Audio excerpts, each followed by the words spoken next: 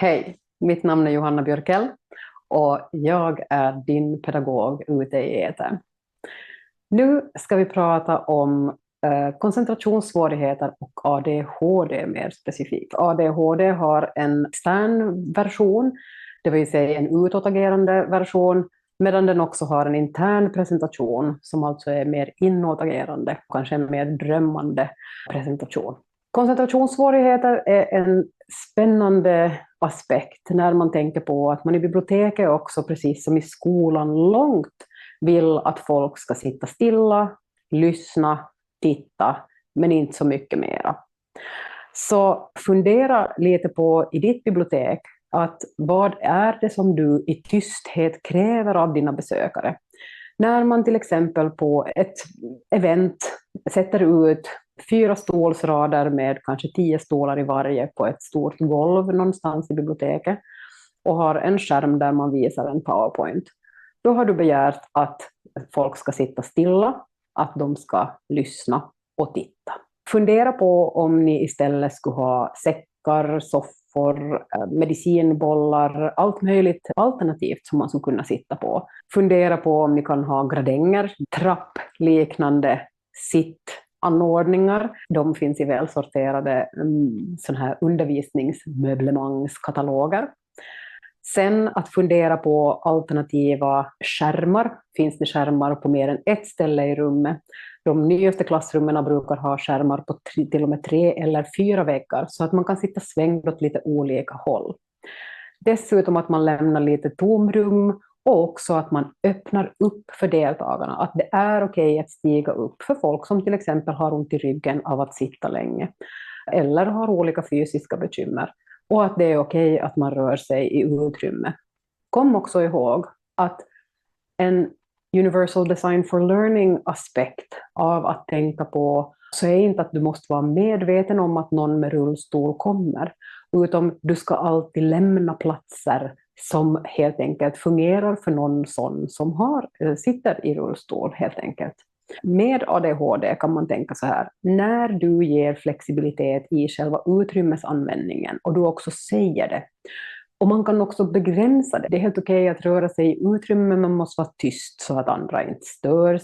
Det är helt okej att man har i en hörlur till exempel, men det får inte vara så högt ljud på det andra som man lyssnar på för att kunna koncentrera sig.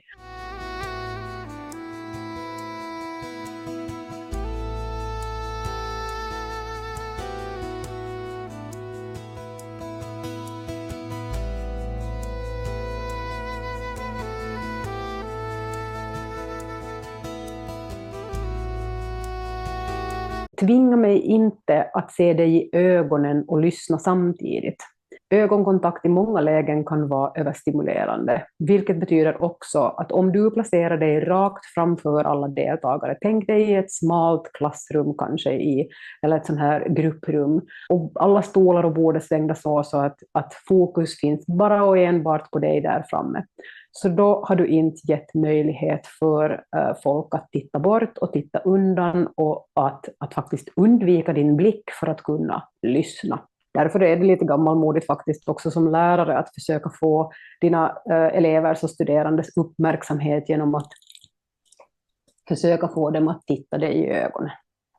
Ge flexibilitet i utrymmesanvändningen och bygg in den genom hur du designar rummet.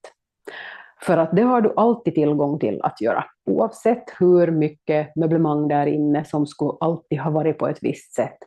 Våga bygga om.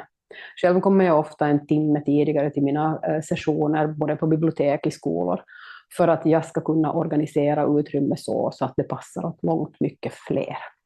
Städa det så att det känns trevligt. Lär er också att skaffa en bunt med fidget toys. Det vill säga ha en eller flera korgar med fidget toys. Skriv precis som elektrikerna bibliotekets namn eller skaffa små tarror med bibliotekets namn. Ni har nog den där etikettskaparen någonstans. Och ha dem tillgängliga och skaffa sådana som inte har ljud. Det finns snurror och det finns gelébollar och det finns det mesta sådana här som man tvinnar och så. Och så säger man att det är helt okej om du vill använda fidget toys, men kom ihåg att sätta dig längre bak så att det inte stör andras visuella fält. Ett annat knep är ju också att tillåta hörlurar eller att sätta med de här skumgummiöronpropparna. Så jag har en hel jättestor pafflåda med engångsförpackade öronproppar som jag brukar ha med mig, och så sätter jag dem i sidan av klassen och så pratar jag om dem i 2 sekunder och säger: för alla sådana som är ljudkänsliga, antingen av andras ljud eller av liksom lärarens stämma är för hög, så ni är varmt välkomna att ta öronproppar. Ni hör nog helt bra ändå med öronpropparna inne.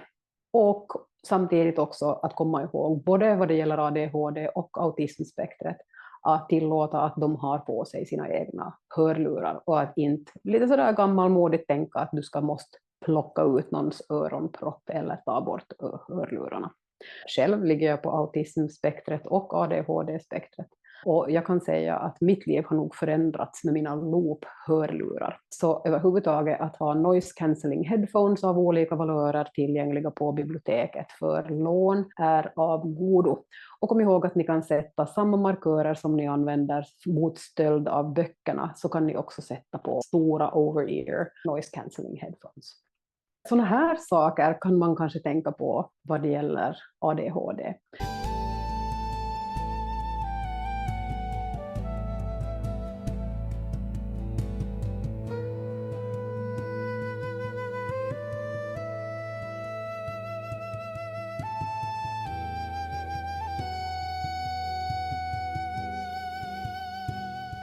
Sen ska man inte anta att bara för att någon har ADHD att de föredrar muntlig information.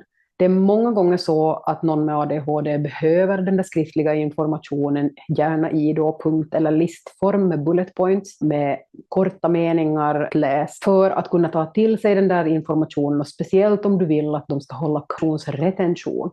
Det finns en hel del olika saker att tänka på med ADHD, men det mesta handlar om att bli mer flexibel själv i ditt eget tänkande som pedagog, som informatiker. Och att tänka på att man inte fattar stereotypa beslut, utan att man helt enkelt gör så många resurser som möjligt mer tillgängliga för alla närvarande. För det som gör någonting bättre för den som har läs- och skrivsvårigheter och det som gör det bättre för den som har koncentrationssvårigheter, så gör det oftast bättre för allihopa. Så bättre pedagogik till folket. Det här är vissa kallar ju de här för neurobiologiska, eller jag vill inte använda ordet fel eller dysfunktion heller. Det är bara en aspekt av en människa, och det definierar ingen, oavsett hur det ser ut eller hur obvious det än må vara. Till exempel ADHD, så är det snabbt tal, väldigt snabbt tal, avbrott, de har svårt att vänta så att de avbryter dig. Jag är känd för att göra så ibland. Utanför boxen tänkande och gärna engagerade i diskussioner och funderingar, och har ofta också många frågor. Någon har någon gång sagt att ADHD, och det tycker jag var fint, att ADHD är att ha en för långsam inre klocka. Så att man måste överdriva den yttre klockan, det vill säga kroppen och talet och tankarna, för att helt enkelt inte somna. Och det är en intressant syn på ADHD. Dr. Russell D. Barkley säger också att ha ADHD är som att ha en köttyxa som är nerhuggen rakt i huvudet. Du vet vad du ska göra, men du får det inte gjort. Du vet vad du ska göra, men du får det inte gjort. Alla de här inlärningsutmaningarna, så ni sitter nog där i personalen ni också.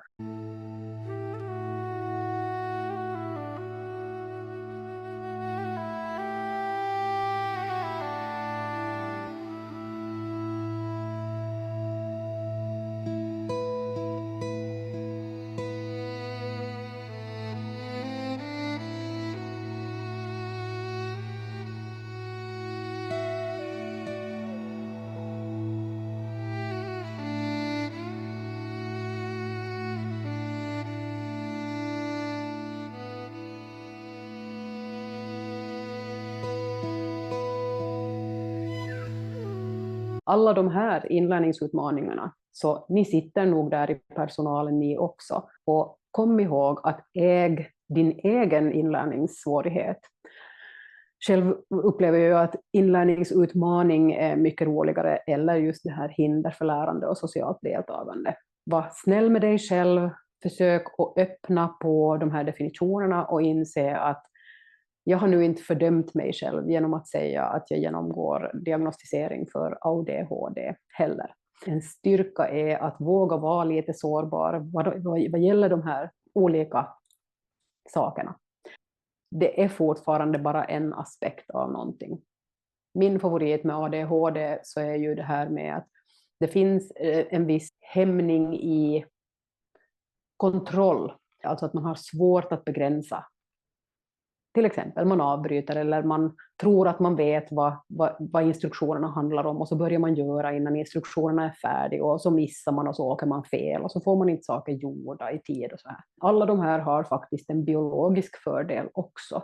I farosituationer så vill du ha någon med ADHD runt dig, för det är de som kommer att kunna agera på en väldigt, väldigt kort stund och agera väldigt adekvat dessutom. Yes. Så mer inlärningsutmaningar till folket, om du vågar vara öppen med din, och var alltid trygg. Outa inte dig själv i onödan. Men om du känner att du kan vara trygg i att delge vad du har, så har du också har du gett dina medmänniskor en mycket större möjlighet att vara goda medmänniskor till dig.